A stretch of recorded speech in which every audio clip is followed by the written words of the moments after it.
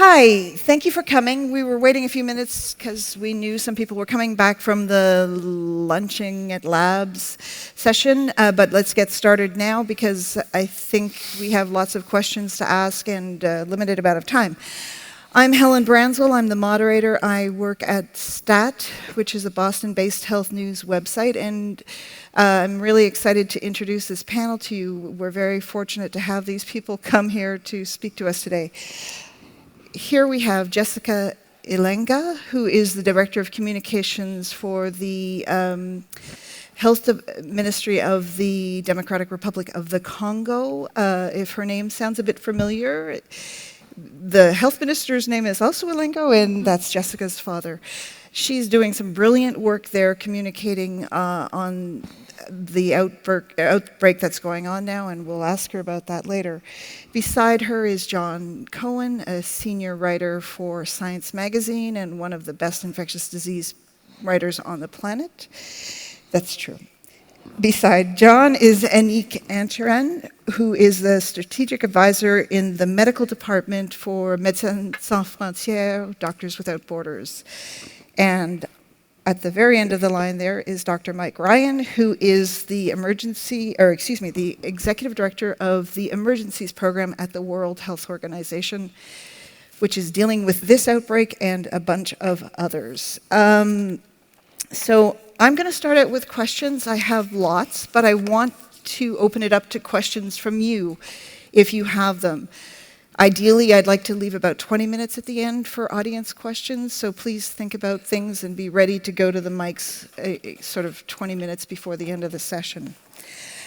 In thinking about sort of how to bring forward some information that would be useful for you guys, I thought I would start with the journalist on the panel and ask him about the difficulties of covering an outbreak like the current one in the Democratic Republic of the Congo, which is massive. It's the second worst in history. It's extremely challenging. It's been going on for over a year now and isn't likely to be finished soon. So, John, talk a little bit about how to cover something like this. Well, when the outbreaks surface, there's a lot of interest. And the early days, our editors are interested, our audiences are interested, and we kind of flood the zone with coverage. The biggest challenge is it's so far away. And ideally, I like to do on-the-ground reporting. And I don't have the luxury of just jumping on a plane and going to the heart of every outbreak right away. So I end up relying on the people who are surrounding us. And they all become my sources and my conduits. And I may well bother them because I'm so desperate for new information and accurate information. Jessica is one of the best Ministry of Health communications officers I've ever worked with in any country.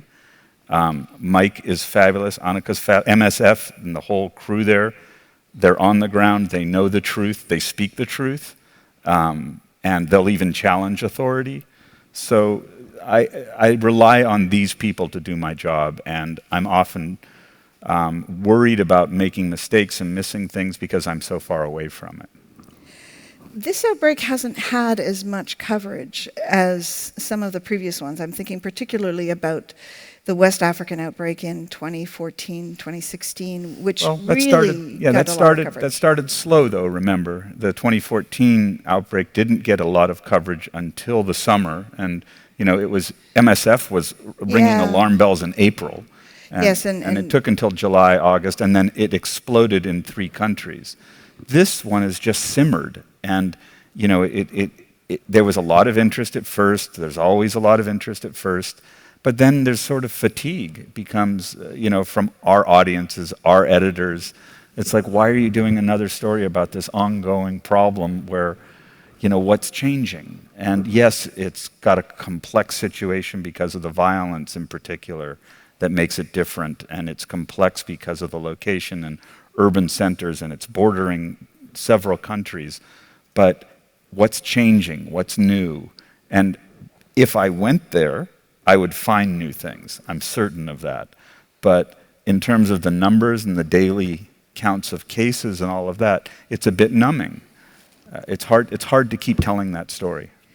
So I also am trying to tell the story from a distance, and one of the ways that I've been able to do it, in addition to being able to interview the people on the stage, except for John, of course, is that every day the Ministry of Health puts out this brilliant update that includes new numbers, cases, deaths, number of people who've been cured, or at least have survived Ebola and have been released from the treatment centers.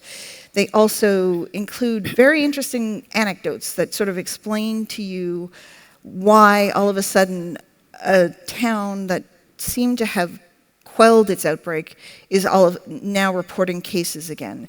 There are all these interesting stories that really take people like me who are not on the ground to the story and sort of explain the dynamics of what's going on. And that is Jessica's baby. Tell us about why, how this started, because I really have never seen anybody do this before on a daily basis from a Ministry of Health. Yeah, neither have I.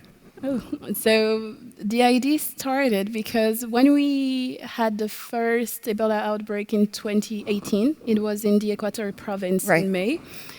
I remember that I had just two simple objectives in mind.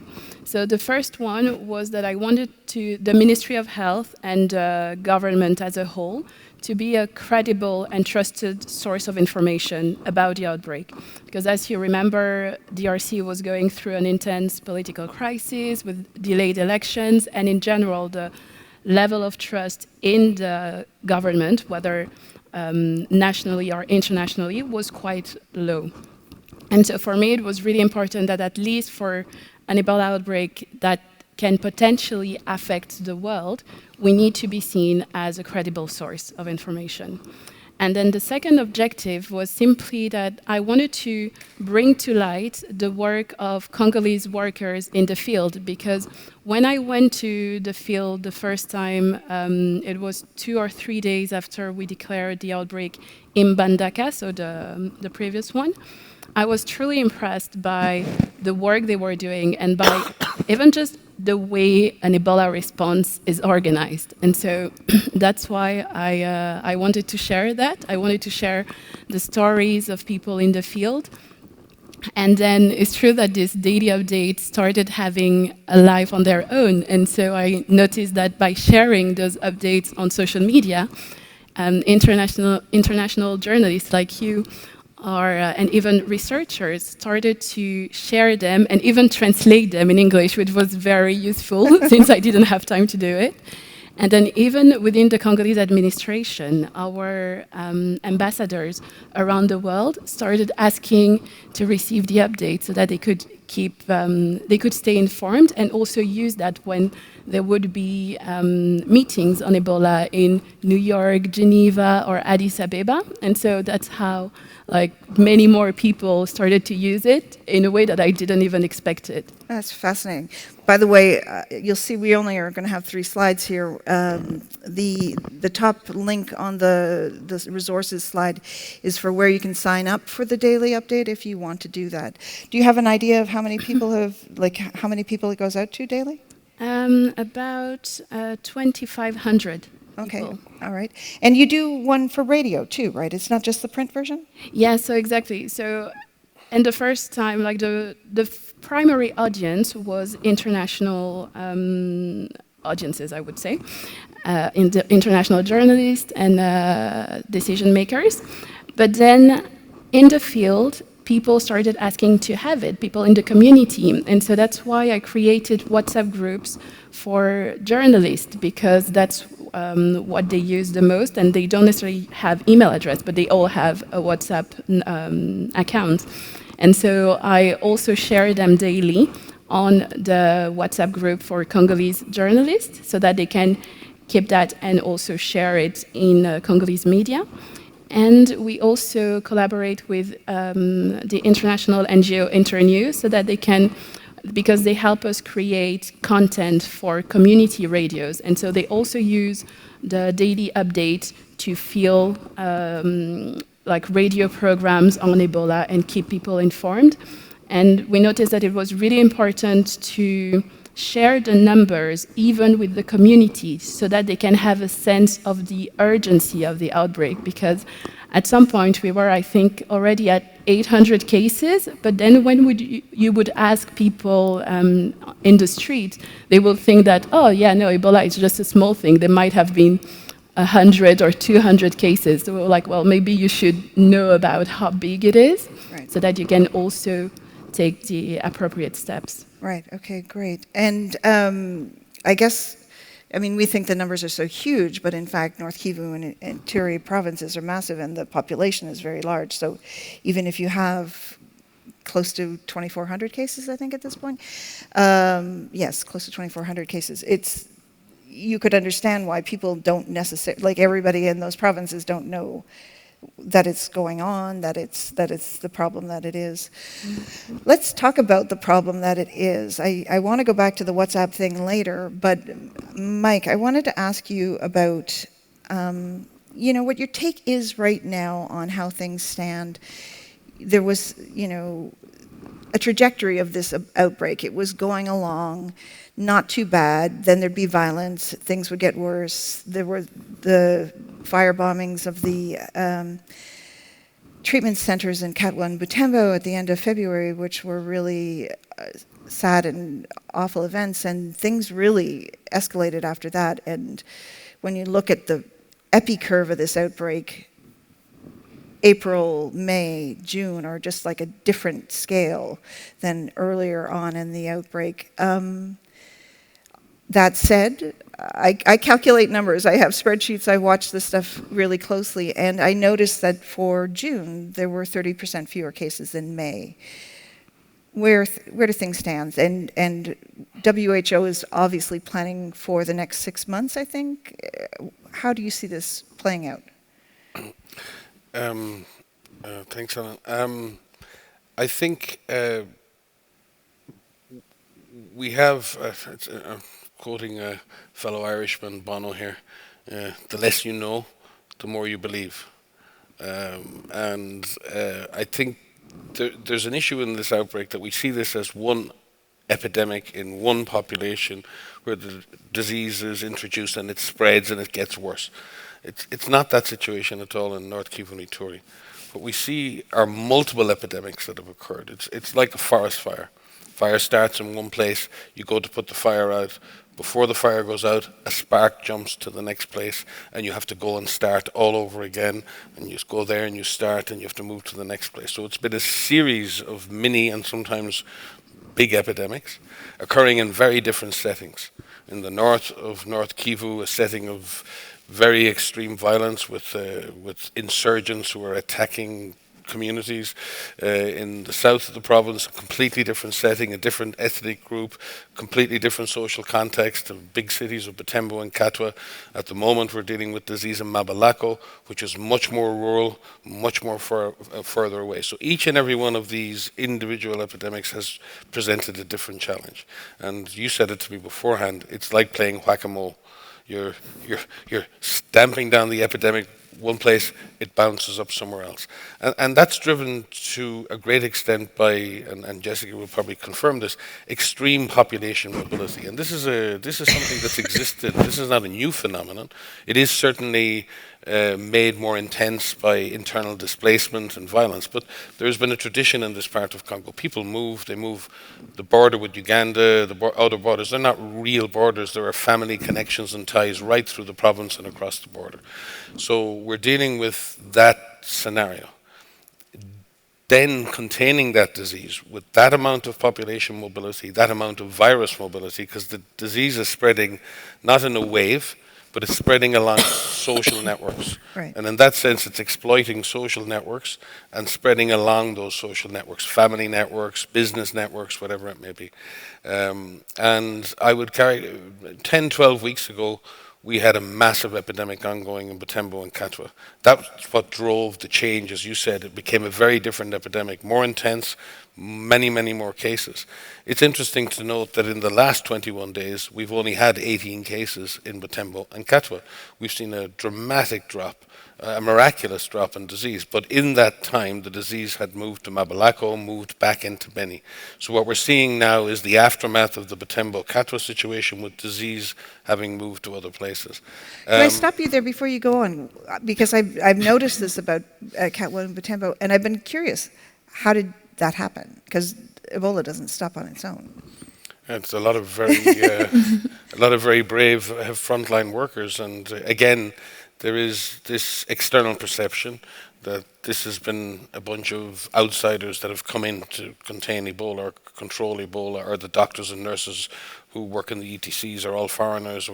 95% of the responders in this outbreak are Congolese doctors, nurses, burial teams, and others. I mean, there's an incredible number of extremely brave frontline workers operating in very difficult conditions. And just to give you a sense of how big this operation has to be, unfortunately, we're dealing with 10,000 Ebola alerts a week across 22 Explain what an different alert health is, zones. because we're steeped in this, but maybe everybody in the audience is. We're tracking individual visits to contacts every week. Okay. 100,000 visits to family homes to see each individual contact.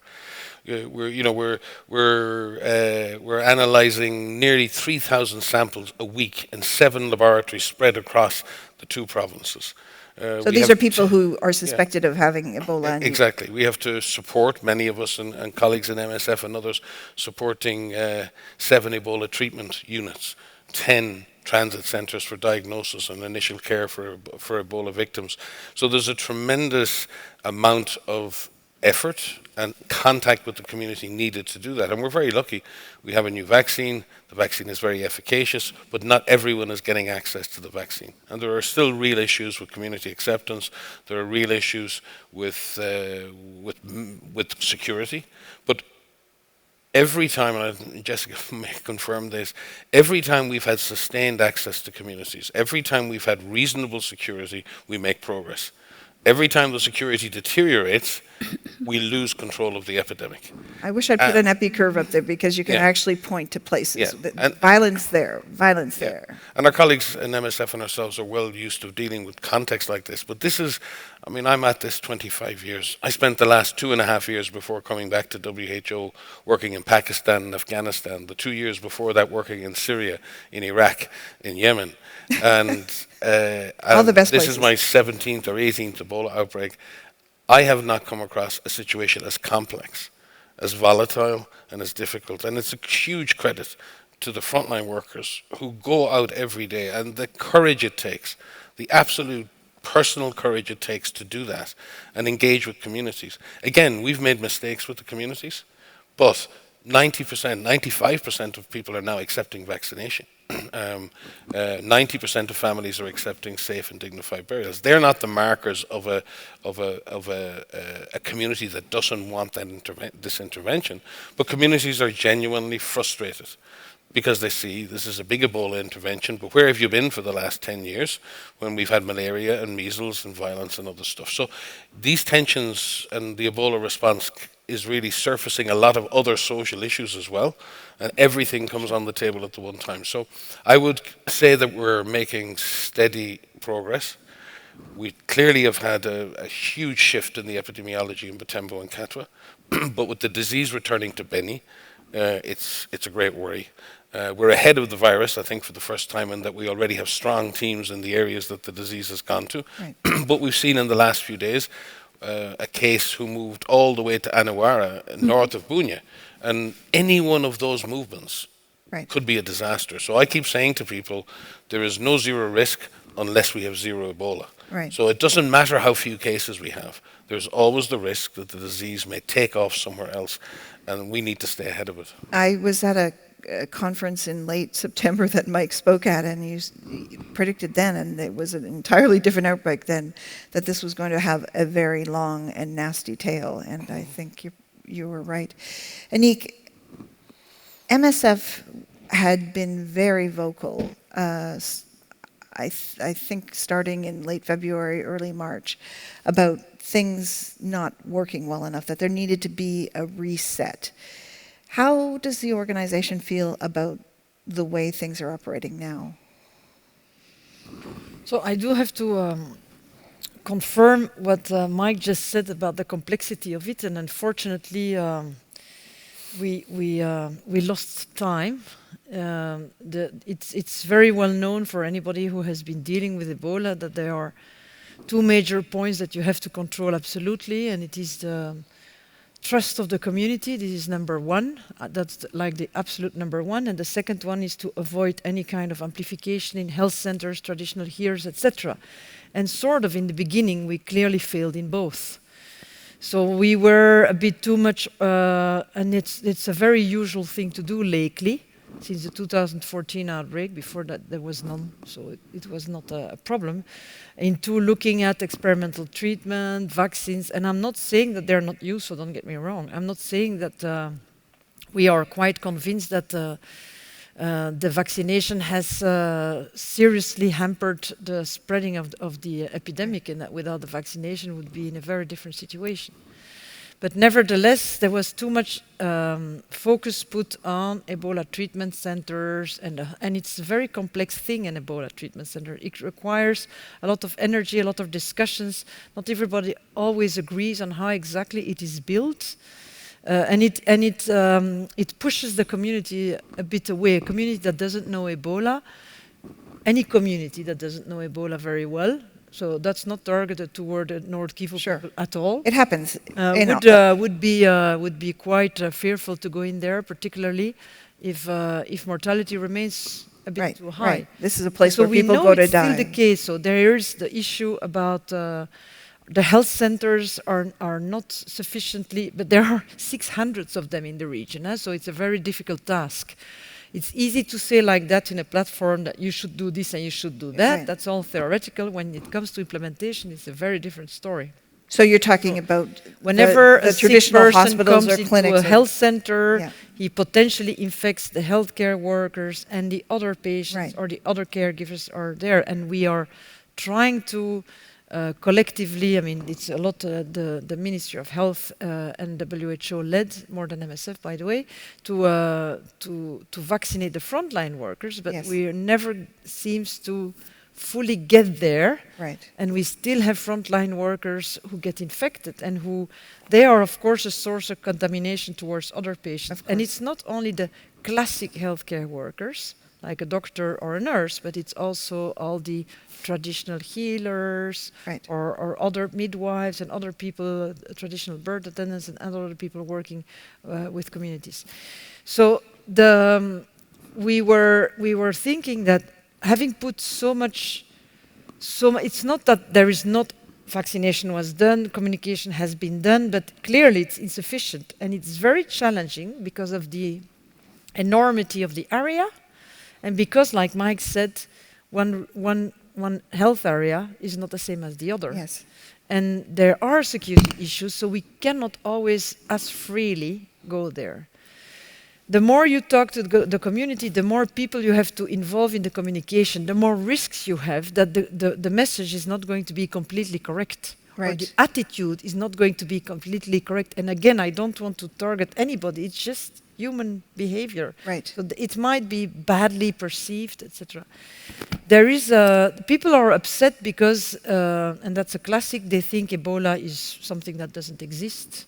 They think that it was invented by, sometimes it is the white people, sometimes it is the ministry, sometimes it is somebody else, just to control, and they are indeed upset that there are relatively less even access to normal reproductive health issues for deliveries or malaria, or pediatrics, whatever, and they don't get it why we are so obsessed about Ebola. Right. And what we see is that you still have too many community deaths.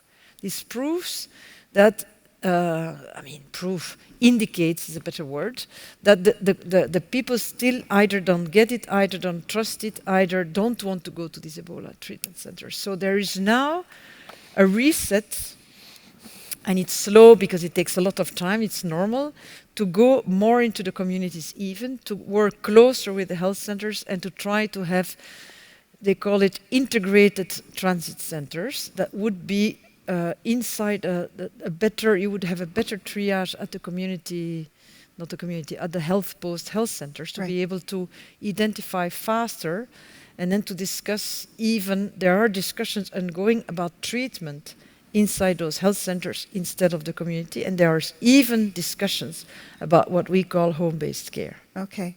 I want to go into that in a minute, but before I do, I want to say, Anique mentioned community deaths. So if you're not following this so closely, I think I should explain. That means people who refuse to go in for care, they stay home with their families, they die in their homes. Sometimes these families hide the presence of this case. In the process of being cared for at home, they infect their families, and the cycle continues. And I think a lot of people in the response, like MSF, view the number of community deaths almost as a marker of how much community acceptance there is in seeking care from the treatment centers. I have to say that you have to be always careful. Okay. There are community deaths always in that region. It's not only Ebola community death. We will have malaria community death, pneumonias community death, diarrheas community death. So the people are not necessarily going always to seek health in the more official health structures. They might go through traditional attendance, and but still, it means that people have not understood that their chances are much higher of survival if they go to seek help in a specialized center. So this idea so this idea of taking the care to the people as opposed to requiring people to come to the ETCs.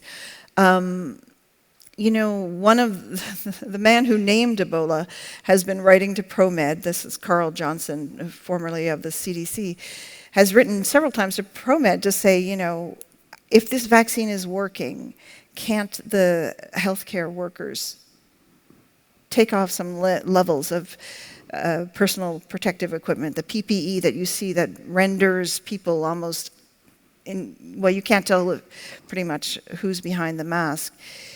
Is that something that could be done, or is it just too soon to know whether or not it would be safe to do that? There certainly have been infected healthcare workers who were vaccinated. What do we know about how protective the vaccine is, especially in high exposure settings? What do you think?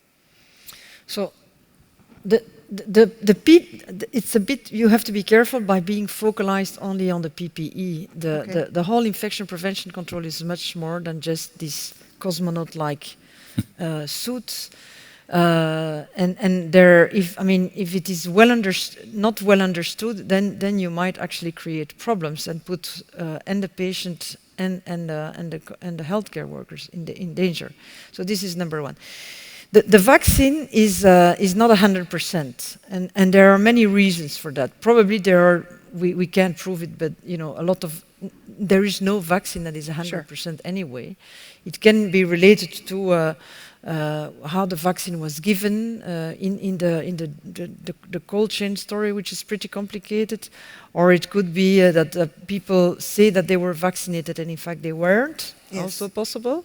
We know that happened at least with one of the burial team members, yeah. And there might be people who don't react well on a vaccine and they don't build immunity. And then there is the timing also, of course, because we are thinking that protection really starts after 10 days, but that's probably part of a Gauss curve, which means some people will take a bit of more time than others. So you have to be careful also not to look at numbers of the number of people who have been infected as compared to all the ones that could have been infected and weren't. And it's a bit an impossible calculation to do statistically. You will always have somebody who says that it's not correct. But overall, from all the people who were vaccinated, the number of people who actually got infected after 10 days particularly is relatively low. Right. Yes. So we still believe that vaccination is a very good protection for frontline. Is it enough to drop the full PPE in an Ebola treatment centers with patients who shed a lot of virus? We have something that we call duty of care, and we would never recommend that to our staff. Okay, Mike. give us a bit of an update on the vaccine effectiveness, because WHO released some data in April, and to Anik's point, at the time they said of the people who, I think at that point about 90,000 people had been vaccinated, and there had been, I believe, 76 cases in people who had been vaccinated, but only 15 in people who had been vaccinated 10 days before symptom onset. As of today, probably 150,000 people will have been vaccinated.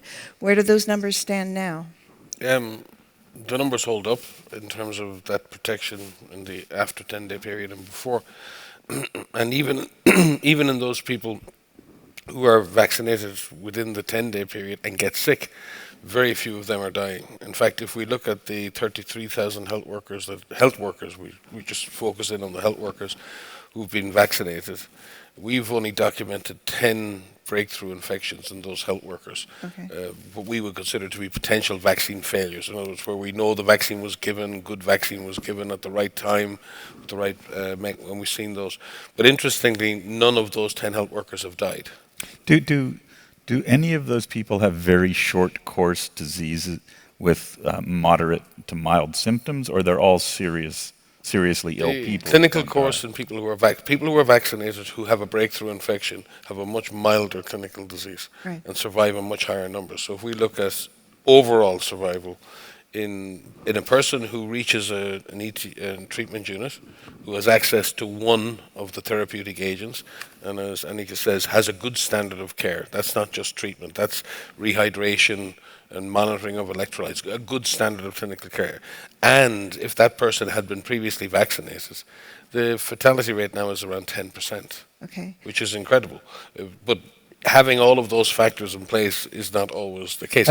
And if we come back to your question about dropping the PPE, I mean, we're making some progress towards a different technology. Our colleagues in Alima have put in place the bubble cubes, which do allow for that more, an easier time for the health worker and an easier time for the patient. But it's technologically very demanding, it's extremely expensive, and these cubes, aren't there in their thousands. But I do think there's a way forward.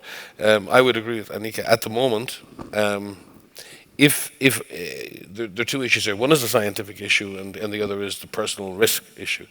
We're trying to prevent infection from spreading potentially from one patient to another. If we have suspect patients on the wards, we don't know they have Ebola for the first 24 hours. So it's really important we're not transferring contaminated material. So the PPE is not just to protect the individual worker, it's to make sure the infection is not spreading across patients or across beds. So we would still have to have a very high degree of biosecurity and infection control. The level of personal protection then will come down to, we're still dealing with an investigational use. This is the largest number of health workers we've ever vaccinated. We haven't seen any breakthrough infections in workers in ETUs, and it is hopeful. Maybe in future we'll be able to reduce the level of personal protection, but there will always be the chance of an infection. But in extremis, if you ask me personally, if I was vaccinated and I had to go to the aid of a person and I couldn't use PPE, would I feel a hell of a lot more confident doing it if I had been vaccinated? Absolutely. And therefore the risk to frontline health workers using the vaccine has been dramatically reduced. But as has been said, it's not zero. I always have too many questions, so I'm going to switch over to something that I wanted to touch on before I throw it open. And you mentioned it earlier, and Jessica alluded to it too. The role rumors and social media have been playing in this outbreak, I mean, it's huge, right? You mentioned that a lot of people or journalists may not have an email address, but they're on WhatsApp groups. Talk to me about what you've been doing to try to get valid information into those networks. Yeah, so it's true that, like Annick said, one of the biggest issues was to earn the trust of the community. And one of the biggest obstacle to that was the spread of rumors on social media. And so in North Kivu, WhatsApp groups are very popular. They are a very popular source of information. And that's where people get most of, information about the news, about the security issues, and even about health issues. And what we noticed is that within the Ebola outbreak, we had an outbreak of rumors on social media. And I do think that maybe one of our regrets is that we didn't address those rumors more aggressively on social media. We should have done it straight away, but I think it was new for everyone, the ministry, but also the partners. We've never had that level of rumors going around, especially when they were also spread by the people we were counting on to sensitize the population, like some influencers and leaders. And so that was a very tricky situation.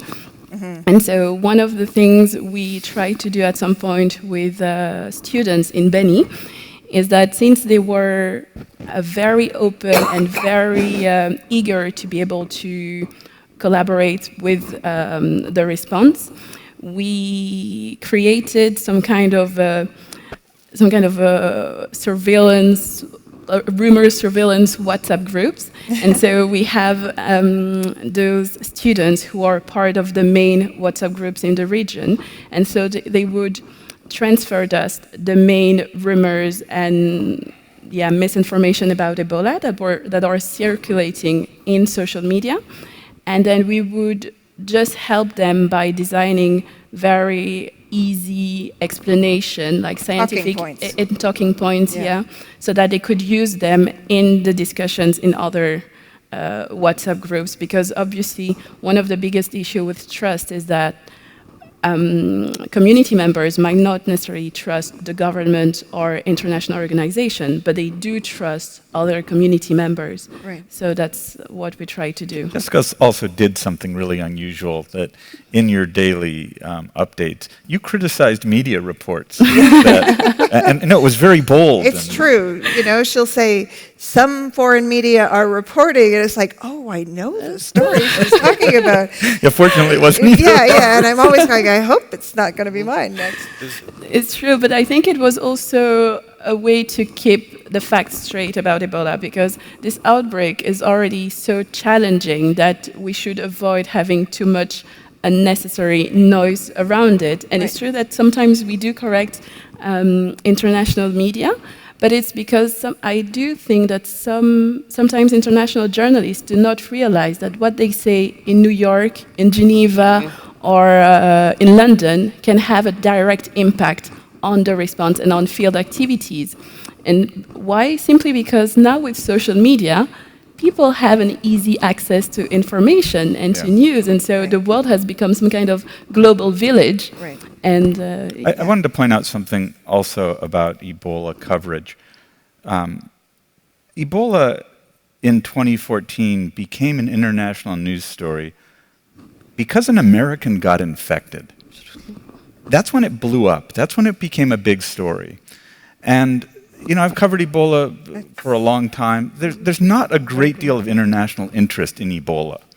And when the American got infected and when Europeans and Americans went back to their countries with Ebola, then there was this, ooh, it might affect us sort of aspect to it, which was largely ridiculous because there was no real risk that the guy in Dallas was going to lead to, or the nurse who came home to New York, and the politicians got involved. And there was this high-level lunacy that kicked in, that created more of a media frenzy, but then it turned to this explosive situation that people really started fearing for people in West Africa and caring about people in West Africa. I do wonder, though, I've been trying to figure out why there's been so much less coverage this time. You know, it is true it's expensive and dangerous to go there, but you could do what we do, and not that many people are paying attention to this outbreak. And I do wonder if, one, West Africa reset people's ideas of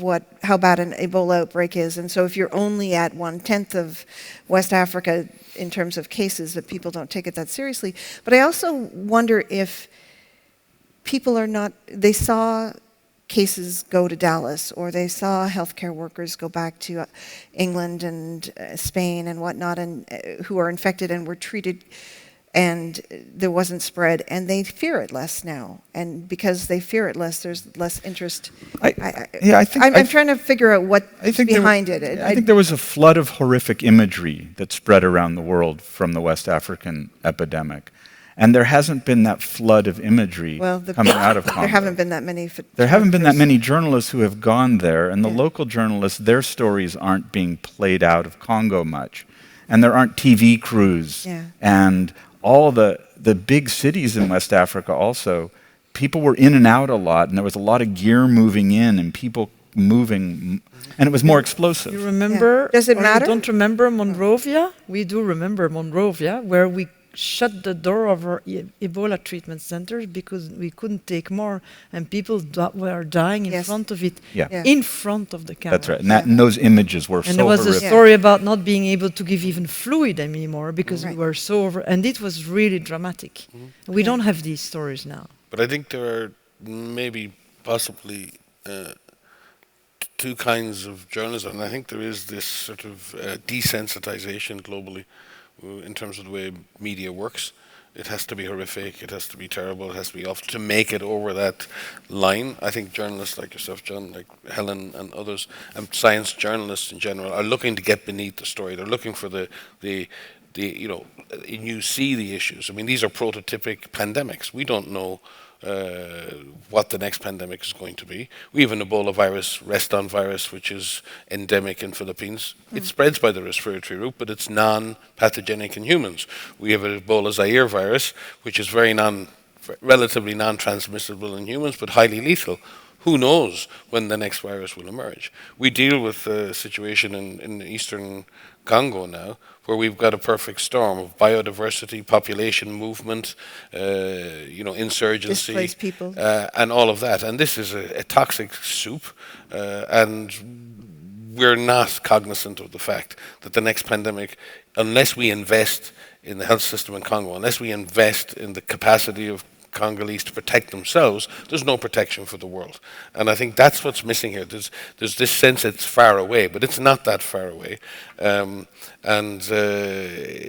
think I've tracked the global headlines over the last 2 months. It's interesting. The coverage of the Ebola outbreak intensifies exponentially based on the headlines. And as soon as the numbers start to go bad, we get the headlines, Ebola out of control, and all of a sudden there's a pickup from that. And as soon as you get to a point where things are getting a little better, like for example, I was saying to you before, Helen, I haven't seen a single article in a media. I haven't seen a single media article in the last month that's tracked the dramatic drop of cases in Butembo and Katwa. An utterly miraculous drop, a huge effort by thousands of workers to stop a major. That's the first time I've heard. I'll do the story. But the point is, but those data are there, and those data are published every day. Yeah, but the issue is what people are getting into. I don't think that's entirely fair, This is all true. Good, But we're having a real conversation I'm conscious of the fact that the end of the session is fast approaching. So if you have questions, please head to the mics. There are two in the aisles. You can keep talking while people go to the mics. I just want to say, Mike, that you and WHO have cautioned us again and again about not writing positive stories about these curves because we might not be capturing people right away because the violence was really bad last week. And we need to try and find that balance. And I think overall there's been balance. The difficulty is with the attention. And there's this rhetoric that we have to scale up the rhetoric in order to get funding. We have to scale up the rhetoric in order to get attention. It has to be horrific. And that's a failure on both our parts. That's a failure on the part of health and us. It's a failure on part of science journalism. Because really, do we actually believe that these threats are real? And I think we do. Do we believe that we're entering a new era of emerging diseases where climate change, population growth, biodiversity are really converging on a new risk, a huge new risk for the world? Yes. But are we able to raise the public interest or the political interest in these issues without waving shrouds? No. We have to wave shrouds in order to get attention. Us in the health community and you in the science journalism community have not succeeded fundamentally in putting this issue front and center without exaggeration, without hyperbole, and we get the intention when the people start dying outside the Or when they But cross there is borders. another phenomenon. We saw the same with HIV. From the moment they started saying that, you know, when you distributed condoms, you could have safe sex and not get HIV, people started forgetting about HIV. When we started saying that there were ARVs and you might have had better outcomes and live longer, they were not using the condoms anymore. Now what we used to have zero treatments, zero and case fatalities of 80-90%. That was pretty dramatic. Yeah. Now we are saying we have a vaccine and we're saying it's working. So people are not interested anymore. What are you talking about? We have a vaccine, it's going to be solved. Yes.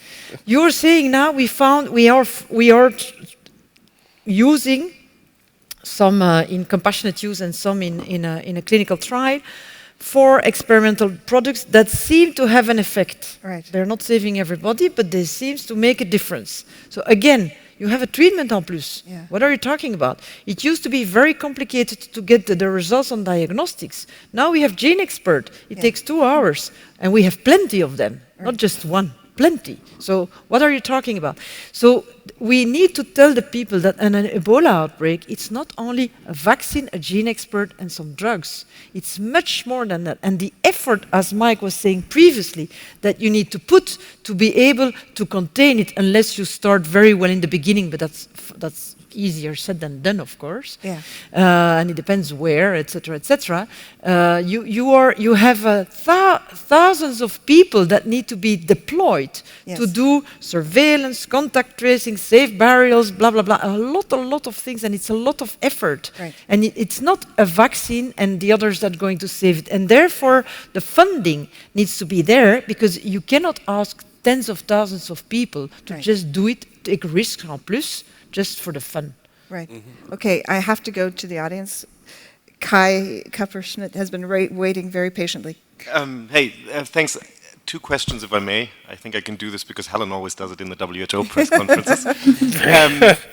Jessica, it's great that you're here, and I wanted to use the chance to ask you, because it's the kind of feedback that we rarely have a chance to get. When you see these international news reports, where do you feel that we as journalists covering this from afar are failing and need to do better? And I wanted to ask Mike and Anik, after the outbreak in West Africa, we had a lot of lessons learned meetings. I've taken part in a fair amount of them. Did we not learn those lessons? Or are there new lessons to be learned and we're just going to keep learning new ones? Go ahead, Jessica, you start. Okay, thanks for the question. So I'd say that in terms of the work of journalists, you have 2 categories. Obviously, you have the science journalists who are way more careful and go more in depth in the stories and the challenges. And so most of the time, the report of science journalists, from what I've read, are pretty much fact-based, and they do not try to make it bigger than it is. So that's a good thing. But then you have the other kind of mainstream media who make more noise than science journalists, unfortunately. And they do fall sometimes too easily into sensationalism. And that's maybe, that points to what Mike said about, yeah, if we need attention, we need to make things bigger, or say it's a big catastrophe, so that people will pay attention. And so maybe that's where it's not ideal, when you fall into this sensationalism just to get attention, without realizing that sometimes it can actually have a direct impact on field operation by sometimes building mistrust towards Ebola responders. So yeah, That's interesting. be careful. And in terms of, do we have to keep learning the same lessons, or are there new lessons? Well, I think, I can't remember the philosopher who said it, but I think that it goes something like it. In times of change, learners inherited the earth, while the learned find themselves beautifully equipped to deal with the world that does not exist anymore. So I think we learned some of the lessons of West Africa and applied some. But the situation is very different in this context of this outbreak. I think the one thing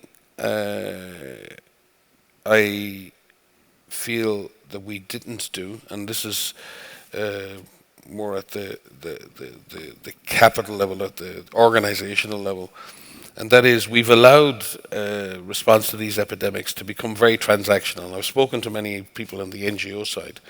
Many NGOs, for example, big NGOs, developed huge capacities in West Africa for infection prevention and control, Ebola treatment, community engagement. But in the last 4 years, they've lost a lot of that capacity, not necessarily, not MSF, but other NGOs, because nobody pays them to keep those capacities. NGOs sing for their lunch every day. They go to humanitarian settings, they get funded by donors to do certain jobs, they do those jobs.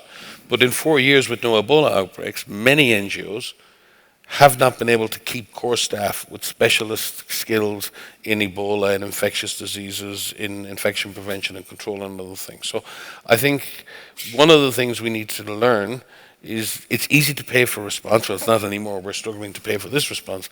But it's very hard to get funding to prepare and be ready. And if we're going to go into the next phase of epidemics, we need to start really focusing not on our capacity to respond.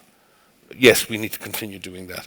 But this readiness, this capacity in country, Eastern Congo was a potential hotspot for Ebola for many years. We've had outbreaks on either side of the border. We should have been more ready, and we should have provided more support to the government and others to build that capacity to do infection prevention and control and surveillance and diagnosis. So I do think we've learned some of the lessons. We've certainly got quicker and faster, and we've brought in the vaccines and the drugs, and I agree with Anik, but maybe we didn't learn how to do the community engagement as quickly and as comprehensively as we should have.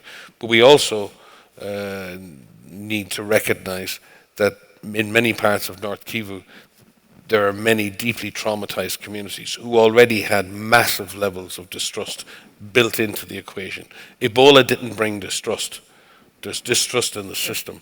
And we probably, I would agree, under-recognize the impact that had. And just while I have the floor, the issue on the feedback loop now through social media from global journalism, it also feeds back to the morale of the frontline teams. The number of frontline teams, I remember in the aftermath of the attacks in Beni, and there were negative reports about the response, and I remember two of the frontline vaccinators who had been with a rocket-propelled grenade on the roof of their building a week before, saying to me, is that really what they think of us? Because I used to go to the field 10 years ago, and you go to the field, you disappear into the field for 8 weeks, the world disappears. You never heard a thing about what was going outside. Now, every night, our frontline workers go back to where they're staying, they open up their phones, they get on some intranet, and they get their WhatsApps, and they get all of the links to all of the articles today.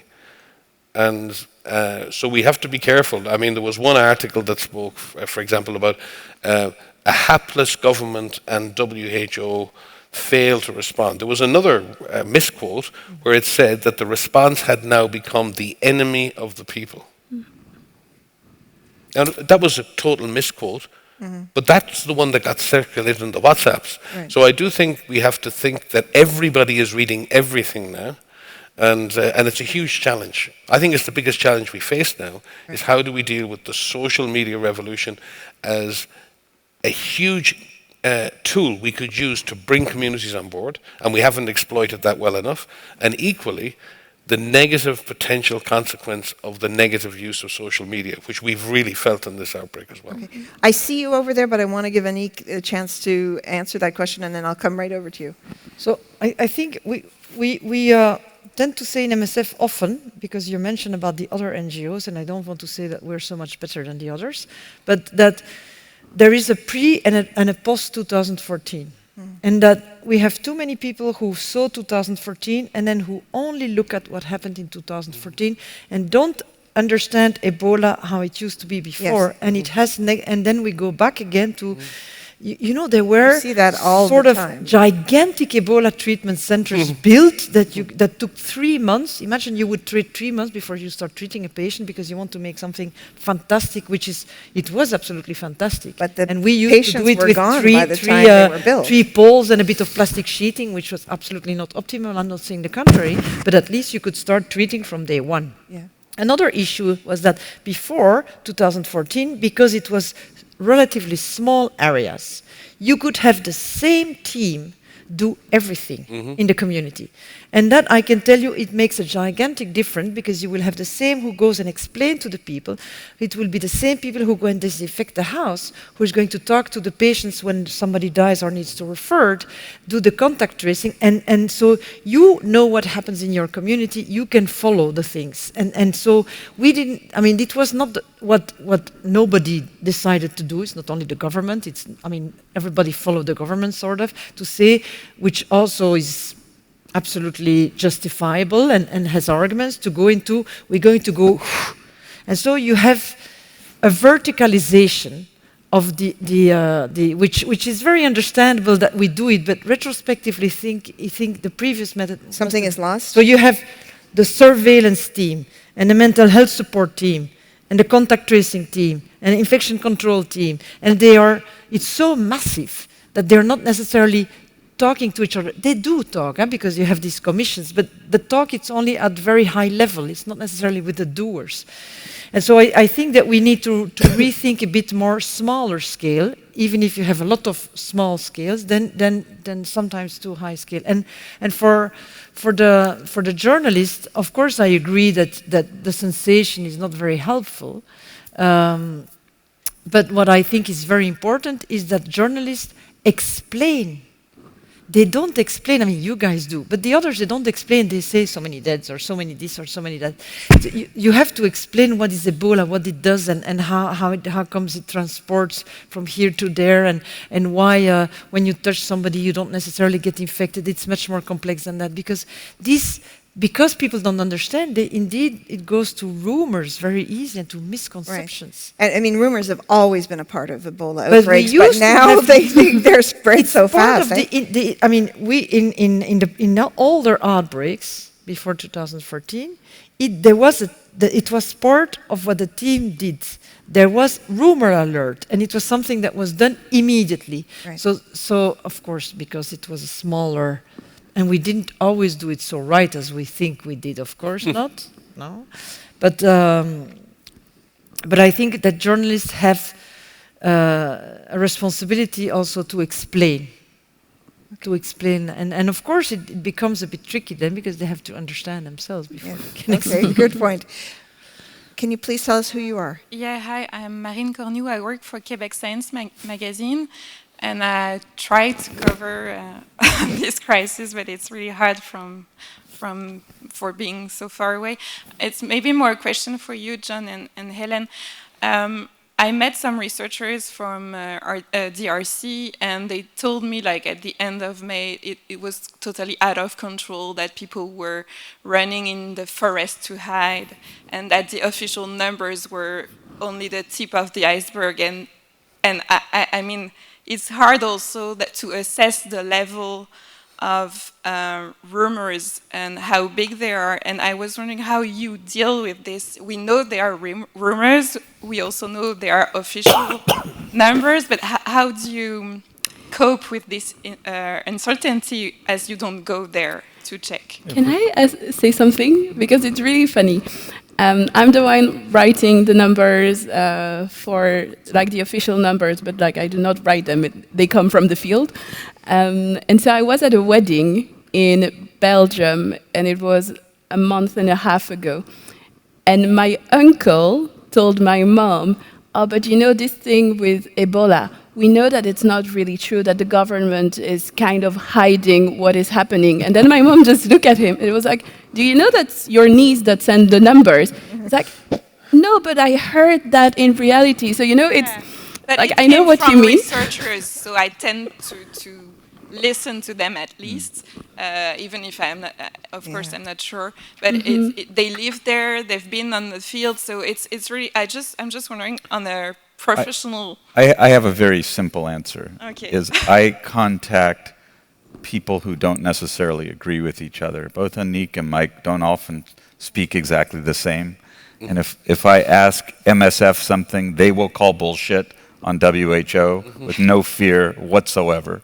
Well, And WHO also will call bullshit on people. So it's about going both to the NGO community, who's on the ground doing the work, and Mike happens to be very forthcoming and very for a bureaucrat.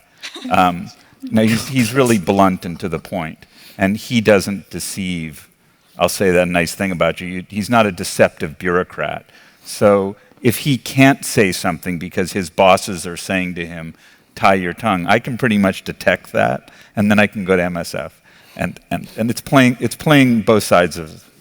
I would say something similar. I mean, first of all, you always have to sort of gauge where the information is coming from, what the person who's giving you this information, what their agenda is.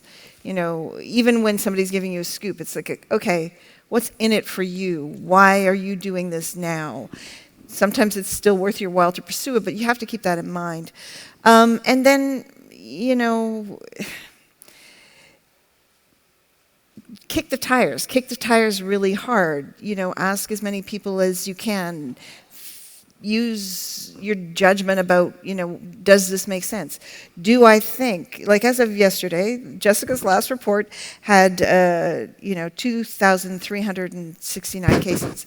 Do I think that represents the total number of people in North Kivu and Ituri who have been infected in this outbreak? Not at all. I think with any outbreak, there's always going to be cases that don't come to light, and maybe later we'll be captured, maybe we'll never be captured. Do I think that's still a useful number? Yeah, I do. If somebody came to me and said there were 10 times that number and the government's suppressing it, I would ask questions, but I wouldn't assume that information was correct. And it's true that in terms of... Sorry? It's just in terms of numbers. It's true that even at the government, we do not believe that we have everything. It's simply because, that's the thing with infectious disease.